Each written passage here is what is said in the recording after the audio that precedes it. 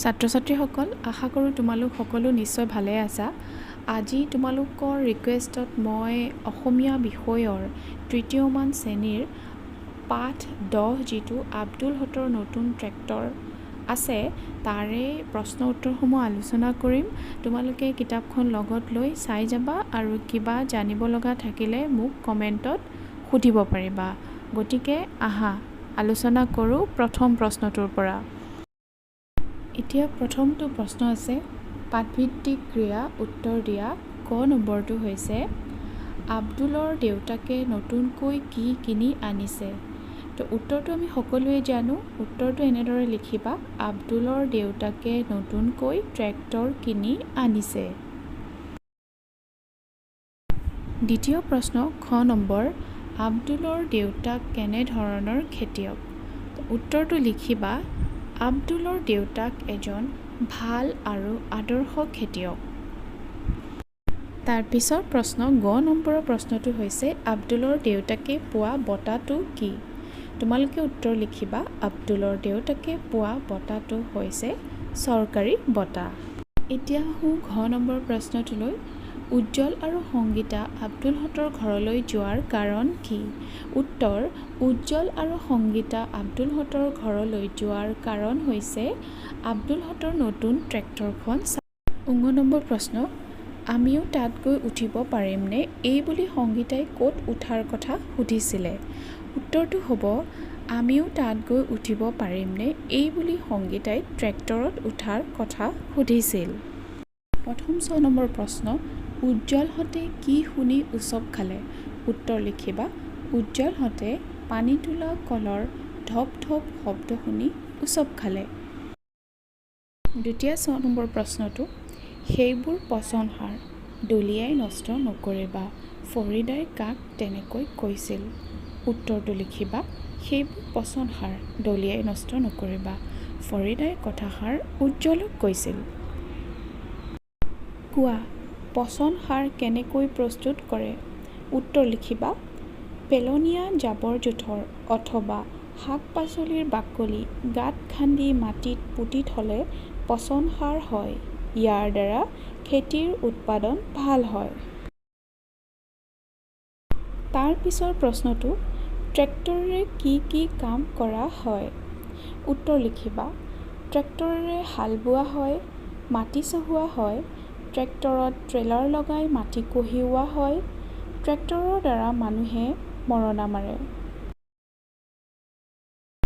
তাৰ পিছৰ প্ৰশ্নটো হৈছে পাঠটোত থকা যুক্তাক্ষৰযুক্ত শব্দবোৰ বিচাৰি উলিওৱা আৰু চিনাকি যুক্তাক্ষৰবোৰ ভাঙি লিখা। উত্তৰ লিখিবা, পাঠটোত থকা যুক্তাক্ষৰবোৰ হ'ল আব্দুল, আদৰ্শ, ট্ৰেক্টৰ, উজ্জ্বল, সংগীতা, শব্দ। তো ইয়াৰ পিছত তোমালোকে লিখিব পাৰিবা আব্দুলত কি আছে, বয় ডয় ডু। তো তাত লিখিব, এইটো কেনেধৰণে উচ্চাৰণ কৰি পঢ়া হয়, বয় ডয় ড, তাত উ কাৰে ডু, বয় ডয় ডু, আব্দুল।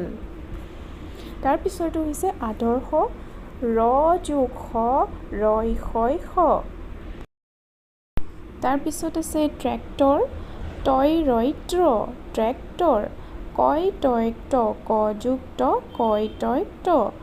উজ্জ্বল, জয় জয় তাত ব কাৰে জ, উজ্জ্বল। সংগীতা কি আছে, উইঙয় গইং গ, তাত দীঘৰিকাৰ। তো তোমালোকে কি বুলি পঢ়িবা, উঙ যোগ গ যোগ দীৰ্ঘই, উইঙয় গইং গ, তাত ই কাৰে গি, সংগীতা।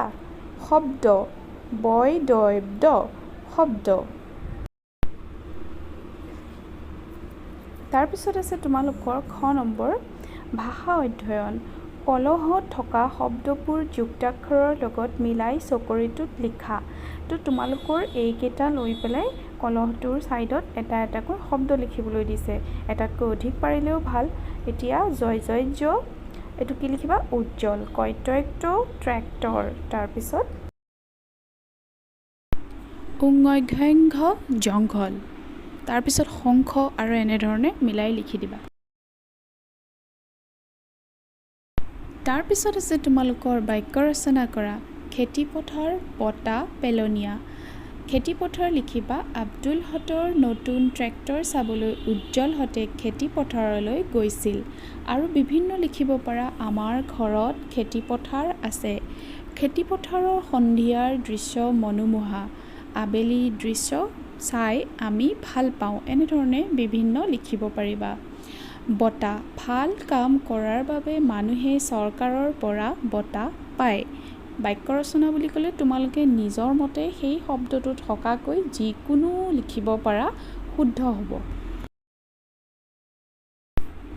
পেলনীয়া জাবৰ জোঁথৰ গাঁতত পুতি থ'লে পচন সাৰ প্ৰস্তুত হয় তাৰপিছত লিখিব পাৰিবা পেলনীয়া বস্তুৰ পৰা আমি বিভিন্ন সা সামগ্ৰী তৈয়াৰ কৰিব পাৰোঁ পেলনীয়া সামগ্ৰীৰ পৰা নতুন কিছুমান বস্তু প্ৰস্তুত কৰিব পৰা যায় এনেধৰণে এতিয়া 3 নম্বৰ তলত বহুত বুজোৱা শব্দ প্ৰয়োগ কৰি বাক্যকেইটা পঢ়োৱা বুৰে থোপা জাক কুচা ক ল'ৰা খেলিছে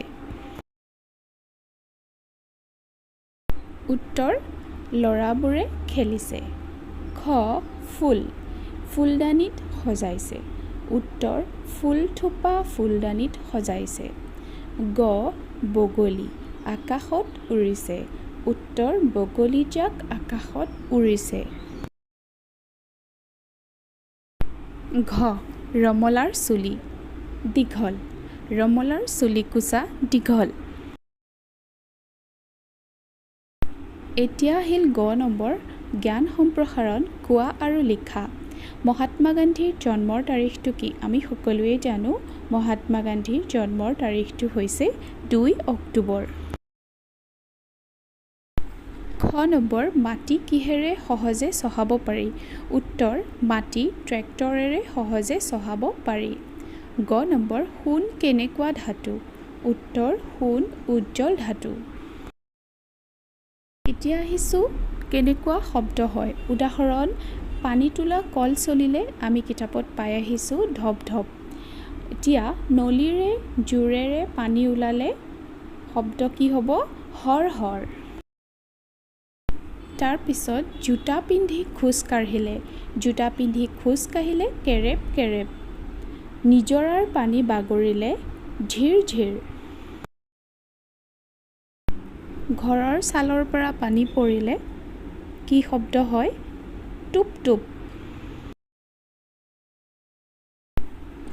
অভিজ্ঞতা বৰ্ণনা কৰা উজ্জ্বলহঁতে আব্দুলহঁতৰ ট্ৰেক্টৰখন চাবলৈ গৈ লাভ কৰা অভিজ্ঞতা এইটো এটা কেনেধৰণৰ অভিজ্ঞতা হ'ব পাৰে ইয়াৰ ওপৰত আমি এটা টোকা প্ৰস্তুত কৰিম তাৰ উত্তৰটো হিচাপে তোমালোকে লিখিবা